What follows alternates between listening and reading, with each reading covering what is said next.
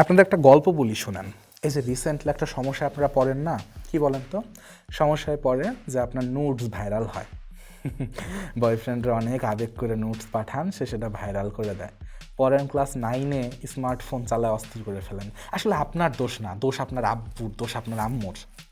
আপনি আবেগ বানাইছেন যে আমাকে এটা কি, মানে রিসেন্টলি দেখলাম কোন এক মেয়ে নাকি সুইসাইড করছে, তার মা বলতেছে, আমার কাঁদতে কাঁদতে বলতেছে আমার মেয়ে একা ঘরে ঘুমায়, সেখানে সে সুইসাইড করতে পারতো না, সে কেন স্কুলে যায় সুইসাইড করতো? সমস্যা তো ওইখানেই আমার। আপনার মেয়ে ক্লাস 9-এ পড়ে, তাদের আপনি একটা স্মার্টফোন দিয়ে একা ঘুমাইতে কেন দিছেন?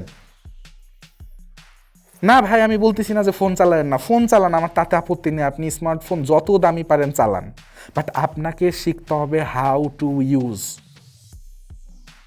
কন্ডোমও না ইউজ না করতে পারলে ওটা ফাইটে যায়, কন্ডোমের কাজ আর হয় না। ওই যেই কাজের জন্য ব্যবহার করছেন ওই কাজে কোনো লাভ নাই, দেখা গেছে দাঁত দিয়ে ছিটতে যায় আসল জায়গায় ছিটে ফেলাইছেন। ওইটাও ইউজ করার আগে শিখতে হয় কেমনি ইউজ করবেন। অথচ আপনি মোবাইলের মতো একটা ডিভাইস আপনি কোনোভাবে চালাইতে হয়, কি করতে হয় তা না জানেই চালাইতেছেন। আর আপনার বাবা মা বলদ আপনারা তা কিনে দিতেছে, আর আপনি সেটা নিয়ে ফুটেনি দেখাইতেছেন। এই তো, এই কাজটা থেকে বের হন। এইভাবে সম্ভব না। আমি গার্ডিয়ানদেরকে বলতেছি, আপনি আপনার ছেলেমেয়েরে যে ডিভাইসটা দিচ্ছেন এইটা কিভাবে চালায় সেই জিনিসটা দয়া করে আপনার সামনে চালানোর ব্যবস্থা করান। ছেলেমেয়েরে ছাইড়ে দিয়ে না, তার মোবাইলটা একটু নেন, নিজে হাতে নেন, তার গ্যালারিতে কি আছে একটু দেখেন, সে কাদের সাথে চ্যাটিং করে একটু দেখেন। না ভাই, এতে প্রাইভেসি নষ্ট হবে না। জিনিসটা এমন না যে আপনার ছেলেমেয়ে, হ্যাঁ আপনার ছেলেমেয়ের ব্যক্তি স্বাধীনতা থাকবে, ব্যক্তি জীবন থাকবে, খুব, সেটা একটা নির্দিষ্ট বয়সে যাওয়ার পরে। কিন্তু এই ক্লাস 6, 7, 8, 9-এর ছেলে মেয়েদের আপনারা কি তুলে দিতেছেন? এটা কি করতেছেন আপনারা? আমি জানি আমার ভিডিও যারা এই বয়সী দেখতেছেন তারা স্কিপ করবেন, আমি জানি এটা আপনারা স্কিপ করবেন, কারণ আপনাদের ভালো লাগবে না এই টপিকে, আপনাদের কথা শুনতে বলতে কোনোটাই ভালো লাগবে না। বাট কাইন্ডলি যারা একটু বড় মানুষ, যারা আসলেও বুঝতে পারতেছেন, যাদের ব্রেনে একটু কিছু আসতেছে, আমি জিনিসটাকে আমি জানি আপনাদের ব্রেনে জিনিসগুলো আসতেছে, কিন্তু আমি সেটাকে একটু প্রকাশ করে দিতেছি, ব্রেন থেকে একটু বের করে দেওয়ার চেষ্টা করতেছি। আপনি যে ডিভাইসটা তাদের হাতে দিচ্ছেন ওই ডিভাইসটা কিভাবে চালাবে বা তার আসল চালানোর নিয়মটা কি সেটা একটু জানাবেন, সেটা একটু জানবেন, আপনার ছেলে মেয়েদের জানাবেন আর আপনি নিজে জানবেন। এখানে সমস্যাটা কী হয় আমি একদম খোলামেলা বলে দিই, যারা জানেন না যে একটা মোবাইলে কী জাতীয় জিনিস হতে পারে একদম খোলামেলা বলি। প্রথমত, মোবাইলের সামনে পিছনে অস্বাভাবিক সুন্দর কিছু ক্যামেরা থাকে, যে ক্যামেরাতে অসাধারণ কিছু ছবি ওঠে। তা আপনার ছেলে বা আপনার মেয়ে যখন নিজেদের গোপন ছবিগুলো তার মোবাইলে তুলতেছে, আমার কথা হচ্ছে ওই ছবি তোলার প্রয়োজনটা কি? আমি ধরে নিলাম তার বয়ফ্রেন্ড গার্লফ্রেন্ড কিচ্ছু নাই, সে আপনার কাছে বললো আপনার মেয়ে বা আপনার ছেলে খুব ভালো, আমার কথা হচ্ছে সে ওই ছবি কেন তুলবে? তার গ্যালারিতে ওই ছবি কেন থাকবে? এই ইদানিং খুব শুনতেছি আপনাদের পৃথিবীতে আইসা কি, যে অমুকের গোপন ছবি ভাইরাল করার ভয়ে হচ্ছে বিয়ে করা লাগছে, অমুকের গোপন ছবি ভাইরাল করার ভয়ে সুইসাইড করছে, অমুকের গোপন ছবি ভাইরাল হওয়ার ভয়ে এই করছে সেই করছে। কেন? কি এখানে গোপন ছবি আসবে কেন? এরপরে কি করে আপনার ছেলের, আপনি আপনার ছেলের মোবাইলটা একটু নেন, যে ছেলেটা ক্লাস 9-এ পড়ে, ক্লাস 10-এ পড়ে, ওরা এখনো বড় হয়ে যায় নাই, ওরা এখনো যথেষ্ট ছোট। আপনি কেন মনে করতেছেন যে তারা অনেক বড় হয়ে গেছে, তারা তাদের নিজেদের মতো চলতে পারবে? কেন আপনি এটা মনে করতেছেন? আমার একটু বোঝান যে কেন এমন আপনার মনে হয়। আপনি ওর মোবাইলটা একটু দেখেন, ওর মোবাইলে ও কী দেখে, ও ইউটিউবে কী ভিডিও দেখতেছে, ও ফেসবুকে কী করতেছে, ও ক্রোমে কী সার্চ করে, ও ও কী দেখতে। আপনি জানেন যে রাত ভরে একটা ছেলে বা একটা মেয়ে রাত 2টা 3টা পর্যন্ত জাগতেছে? আপনার কি মনে হয় রাত 2টা 3টা পর্যন্ত সে চ্যাটিংই করে শুধু? না।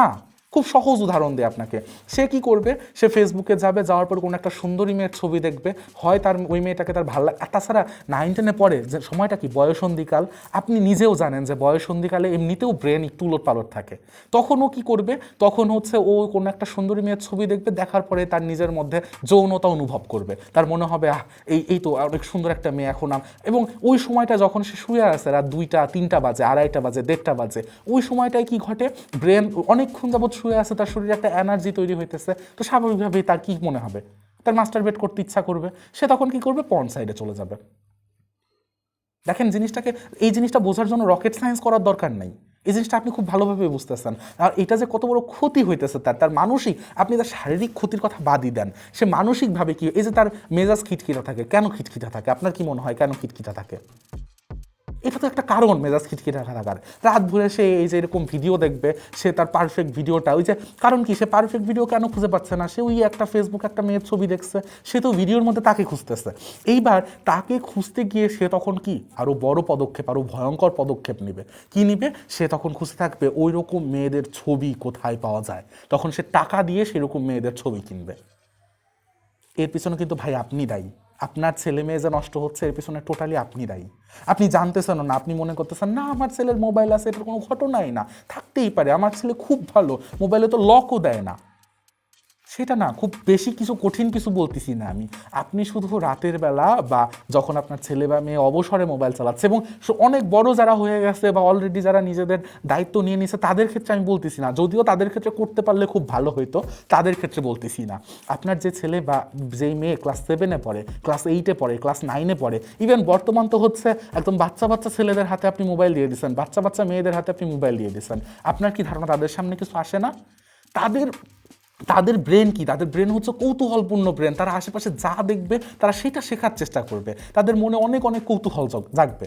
তাহলে আমরা যখন হচ্ছে ওই বাচ্চাদেরকে নিয়ে গিয়ে কোনো একটা জায়গায় তাদের সামনে কোনো একটা অপ্রীতিকর ঘটনা, অপ্রীতিকর ভিডিও চলে আসে, তখন তাদের মনে কি পরিমাণ কৌতূহল জাগে আপনি একবার চিন্তা করেন তো। এই কৌতূহলটা তৈরি করতে দিতেছে কে? আপনি দিতেছেন। আর ছেলে খারাপ হয়ে গেলে তখন দোষ সব ছেলের ঘাড়ে, সমাজের ঘাড়ে। আরে ভাই, আপনি তো এক একটা বোমা তৈরি করতেছেন আপনার বাড়িতে বসে বসে, আপনার ঘরে তৈরি করতেছেন। এদেরকে আপনি বানাচ্ছেনটা কি? এদের মেরুদণ্ড আপনি কোথায় রাখতেছেন? এরা এই সব ভিডিও দেখে তারা নতুন নতুন কোনো কিছু মাথার মধ্যে আনতে পারতেছে না। তাদের ইনফ্লুয়েন্সার, তারা কাদের দেখে ইনফ্লুয়েন্স হয়? তারা ইনফ্লুয়েন্স হয় টিকটকারদের দেখে।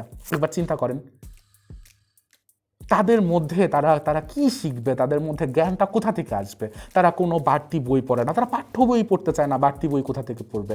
তারা কোনো ভালো ভিডিও দেখে না। তাদের সামনে যাবেন, দেখবেন তাদের ফেভারিট নাটক হচ্ছে ব্যাচেলার পয়েন্ট। আপনি নিজে একটু 2-3টা ক্লিপ দেখেন, আপনি আপনার ছেলের বা আপনার মেয়ের বললেন তো আপনার সাথে বসে ভিডিওটা দেখতে। এটা কেন করতেছেন আপনারা? সমাজটারে কেন এমন বানাইতেছেন? আমরা একটু বুঝাবেন, কাইন্ডলি একটু বুঝাবেন কি চান আপনারা? আপনারা চান আমরা সবাই ধ্বংস হয়ে যাই? আপনার ছেলে মেয়ে কোন জায়গাটায় বেরোয়, কোন ফ্রেন্ডের সাথে যায়, এটা একটু খোঁজ নেন। এটা আপনার প্যারেন্টিংয়ের মধ্যে পড়ে। আপনি বাবা মামা মানে এই না যে শুধু সন্তান পয়দা করলাম আর ছাইড়ে দিলাম। তার দায়িত্ব নেওয়া, তাকে দেখাশোনা করা। আর আপনারা আছেন নার্সারি প্লে পর্যন্ত শুধুমাত্র যান সাথে, কেন ইয়াং এর জন্য দেখাইতে বেরোন? নার্সারিতে পড়ে ছেলে, 1-এ পড়ে, 2-তে পড়ে, তখন আপনি ঠিকই তারে নিয়ে যান। যখন 9-10-এ পড়ে তখন কেন নিয়ে যান না? আবার স্কুল পর্যন্ত ঠিকই নিয়ে যান, অথচ তার বেডরুমে সে কি করতেছে সেটা আপনি দেখেন না কেন? আপনার ছেলে মেয়েদের রুমের সিটকিনি কেন লাগানো থাকবে? সে কি এখনো অত বড় হয়ে গেছে? প্রশ্নগুলো একটু নিজেরে করেন, আর আমারে মাফ করেন। নিজের ছেলেমেয়ের একটু শাসন করেন, নিজের ছেলেমেয়ের একটু মানুষ করেন, শুধু ডাক্তার আর ইঞ্জিনিয়ার বানায়েন না।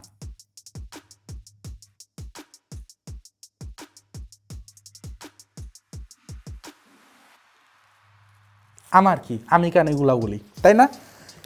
খারাপ লাগে না শুনতে? আমি কেন এগুলা বলবো? আমার কি অধিকার আছে এগুলা বলার? আমার অধিকার আছে, আমার সমস্যা হইতেছে, আমার বিশাল সমস্যা হইতেছে। আমি আশেপাশে কোনো লিডার দেখতেছি না, আমি আশেপাশে কোনো আর্টিস্ট দেখতেছি না, আমি আশেপাশে কোনো গায়ক দেখতেছি না, আমি আশেপাশে কোনো গায়িকা দেখতেছি না। আমি আশেপাশে শুধু দেখতেছি কি জানেন? আমি আশেপাশে শুধু দেখতেছি হতাশাগ্রস্ত একটা জাতি যাদের মেরুদণ্ড নাই। পুরাই হতাশাগ্রস্ত একটা জাতি যাদের মেরুদণ্ড নাই। এই মেরুদণ্ডহীন জাতিটা থেকে আমাদের মুক্তি দেন। আমরা যারা অল্প কয়েকজন মানুষ আছি এখনো, যারা পৃথিবীর বাইরের থেকে পৃথিবীতে ঘুরতে এসে আটকে গেছি, তাদের একটু মুক্তি দেন। এমন আর কইরেন না। আপনারা বইলা লাভ নাই, আপনারা এমনই করবেন, কারণ আপনারা এরকমই চান, আপনারা এরকমই করতে থাকবেন।